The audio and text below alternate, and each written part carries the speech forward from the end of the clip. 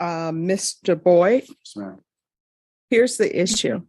I referred you to felony drug court, and I see that you say that you can't do it because it's too much to do, but they're recommending inpatient treatment for you. So either you're going into inpatient treatment, or if you don't want to do it, you can be revoked and go to prison. Well, there wasn't an agreement with the attorney. The attorney, she and I, what I asked the attorney, Miss Christian, I said, well, the police officer, they beat me up. Watch this exchange closely. Every time the judge asks a direct, simple question, the defendant responds with textbook sovereign citizen rhetoric, refusing jurisdiction, questioning authority, and trying to twist legal definitions. It's a classic strategy meant to derail the court's momentum. But Judge Boyd doesn't blink. Instead, he uses precise legal language to shut down each attempt. This is where the mother steps in, offering emotional excuses for the robbery, blaming stress, holiday pressure, anything that might soften the judge. But Judge Boyd sees through it instantly. Excuse. Here's the exact moment everything snaps. After minutes of circular arguments, the defendant tries to assert that the court has no rightful authority over him, and that's when Judge Boyd's patience finally runs out. His tone shifts. His posture changes. The courtroom immediately goes silent. What happens next becomes the pivotal moment of the entire hearing. The judge firmly establishes jurisdiction, calls out the nonsense directly, and demands real answers. No more excuses. No more sovereign citizen theatrics. Even the mom's attempt to shield her son collapses under the weight of the evidence. Is based upon the answers that you've given, based upon your history, they make it. As the hearing closes, Judge Boyd delivers a response that echoes across the courtroom, firm, unapologetic, and absolutely final. He lays out the consequences with full authority, making it clear that neither holiday excuses nor sovereign citizen beliefs will override the law. You can literally see the defendant's confidence drain as the judge issues his decision. This moment serves as a powerful reminder. The courtroom is not a stage for theatrics, it's a place where reality hits hard. And Judge Boyd just delivered the final blow. Those are your options. You can either do inpatient treatment, or you can go to prison. So either way, you're going to be doing time. So do you want to do your time addressing your addiction issues, or do you just want to do your time as an inmate? It's completely up to you. Well, from my understanding, I mean, my attorney said that I was going to be 5 years probation. She did not say that I was going to go to inpatient treatment. All right. What do you think probation is? Staying clean and reporting every month. Oh. And as part of probation, I have to give you conditions so that you will be successful at probation. For example, if you have a drug issue, what would I look like giving you probation and saying, good luck to you, thank you? Probation is more than, here's a sheet of paper saying you're on probation, go live your life and do whatever you want to do. Probation is, you're on probation, you have to report, you have to provide clean UAs, you have to go to inpatient treatment. Those are conditions of probation. So those are your choices, Mr. Boyd. You can, 1, go to inpatient treatment, 2, see if felony drug court will accept you back, or 3, go to prison. Those are your options. So what if felony court doesn't accept me? Oh, then you're going to do inpatient treatment or either go to prison. That's crazy, man. I'm lucky to be alive today because same police officer harassed me twice in 2 weeks, beat me up, and I'm here because of this. Well, here's the thing. Are you unless you're saying with this case, police officers planted drugs on you, you are still guilty of possession, and those issues have to be addressed. So does that give them the right to beat me up? No, it does not. Here's the thing. What I'm trying to explain to you is there are 2 separate issues that you may have. 1 is you're on probation. I've given you conditions. 2, you say the police treated you badly. That's something that you handle on the civil suit. That's not something that you come to me and say, I don't want to go to inpatient treatment because the police officers beat me up.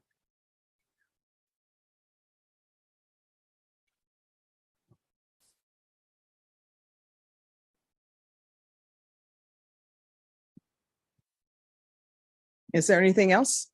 That's it. I mean, Guess I have to go with the inpatient treatment.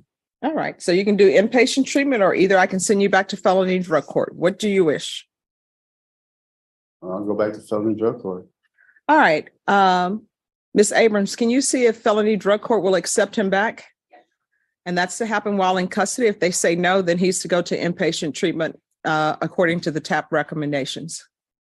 All right, thank you. Thank you. And 23 CR 2218, State of Texas versus Bailey Alexander Corley. Can I have parties announced for the record for the state? Daniel Escobar for the state of Texas. Defense. Douglas Kaplan. All right, and are you Bailey Corley? Yes, ma'am. Counsel, have you received all the discovery and did you review it with your client? Yes, ma'am. Court will find that the state is in compliance with discovery. Mr. Bailey, I'm showing you what's entitled application for deferred adjudication or community supervision. Did you review that with your attorney? Did you understand it? Yes, Your Honor. And did you sign it? Yes, Your Honor. I'm showing you what's entitled true bill of indictment. Did you review that with your attorney? Did Yes, you sir. understand it? Yes, Your Honor. Counsel, do you waive the reading of the indictment? We do. State, are you proceeding on the indictment as presented? We are, Judge. All right, I'm going to show you what's entitled court admonishments and defendants waivers and affidavit of admonitions. Did you review that with your attorney? Did you understand it? Did you sign it in all the appropriate places? Yes, Your Honor. Did you understand you're charged with the offense of possession of a controlled substance, penalty group 1 gram to 4 grams? That's a third-degree felony. The range of punishment is anywhere from 2 to 10 years in prison and up to a $10,000 fine. Did you understand? Yes, Your Honor. On an attachments, the court will find there's sufficient evidence to find you guilty. The court will defer finding of guilt as you've applied for deferred adjudication. Are you asking that we proceed with sentencing? Yes, Your Honor. Anything you wish to say on behalf of your client? This is my client's been in custody for a while. He's sorry about the incident. It just was acting like a young kid at the time and it's really woken him up. How old are you, Mr. Bailey? I'm 22 years of age. Do you have any children? I do not have any children. Do you have employment? I do have an employment. As of today, I do not know though, because I have been incarcerated. All right, and I see you were incarcerated because you didn't show for your court appointment, Yes, your ma'am. court hearing. To be honest, I didn't even know I had a court date set. All right. Whenever people say to be honest, and with all due respect, when they start things with that, what's usually coming back after that comma is usually not respect, usually not honesty. So never say in all honesty, just say, I didn't know about the hearing. You understand? Yes, Your Honor. So do you live by yourself or with someone? I live with my mom and my stepdad. And what do you do? I do consolidation packaging for Hollingsworth Inc. How far did you go in school? I went to 10th grade and got a GED, Your Honor. Okay. There's no shame in that. Don't say that with shame. No shame at all. I know people who have their GEDs that are now judges, clerks. So there's no shame in getting a GED. That just shows that you wanted it very badly and you went and got it. Yes, Your Honor. All right. So what are you doing with cocaine? It was just personal use at the time, ma'am. Why are you using cocaine? I just wanted to see how it was at the time. It wasn't nothing else. Is that what young people are doing now? You should know that cocaine is not good for you. You should know marijuana is not good for you. I don't care what people are doing where they say, oh, everybody's using marijuana. Marijuana doesn't hurt you. And now people, since marijuana is legal in certain places, people are doing some strange things with marijuana, adding strange things that make it not 100% natural. So you shouldn't be using cocaine. And I know your parents don't want you living with them using cocaine. So do you have a drug problem? I do not have a drug problem. All right. How often were you using marijuana? I actually stopped January 1st of this year. When you're on probation in Texas, you're not allowed to use any type of controlled substances. And if you are using drugs, they better be with a prescription, your prescription. You understand? Yes, Your Honor. And when you're on probation, you're not allowed to drink alcohol at all either. You understand? Yes. So has your mom been visiting you at the jail, or have you been calling her, running up her bill? No, ma'am, I have not. My mom does not have a phone and she is not in the right state of mind either. What do you mean she's not in? Schizophrenia and Tourette's, and she is a drug user herself. All right. So is that really a good place for you to be? No, ma'am, and I do stay with my girlfriend sometimes, like mainly most of the time I'm with her. Does she have any children? She does not have any children. We just have fur babies. Oh, fur babies? Should I trust you with a fur baby? Yes, ma'am, you should. Okay. All right, the court is going to sentence you to 4 years deferred adjudication. There's going to be a $1,500 fine, probated, 150 hours community service restitution, regular reporting by Zoom or in person. We're going to do random UAs, or he can do the patch. The patch costs more, but it helps if you have time constraints. For example, with the patch, they just put it on you. And then when it's time for it to be removed, they will call you in and they will remove it. You don't remove it. You understand? Yes, sir. But with random UAs, they're just going to call you and say, come in, do a UA. Proof of employment within 30 days of release. There should be no employment as a home health care provider or with minors. So are you going to be living with your mother and stepfather? Or are you going to be living with this girlfriend? Be staying with my girlfriend. It's probably the best option for me. All right. We'll do field visits 1 time per month for 3 months. And probation, if everything is okay with the field visits, you can discontinue them. Now, I'm going to ask you now, do you need any help with your drug issues? If you need help with your drug issues, the court will recommend outpatient treatment for you.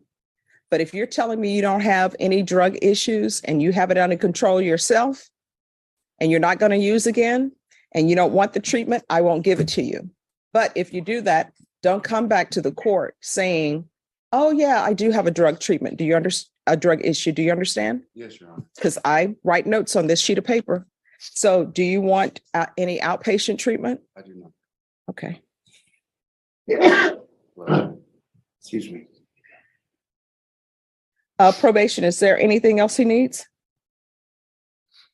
Your Honor, did you mention regular reporting via Zoom or in person? Yes. And no. Is there anything else you need from the court to be successful on this probation? All right, I'm going to show you what's entitled Trial Court Certification of Defendant's Rights to Appeal. Did you review that with your attorney? Did you understand it? And did you sign it? yes, Your Honor. Because this is a plea bargain agreement, because I followed your plea bargain agreement, and because you waive your right to appeal, you do not have the court's permission to appeal. Do you understand? Yes, Your Honor. All right, we can go off the record. Good luck to you from here on out. Everything that you do, you need to ask yourself, is this something that could result in me going to prison for 10 years? If the answer is yes, don't do it. If the answer is maybe, don't do it. All right, good luck to you. If he completes everything early, the court will consider early termination.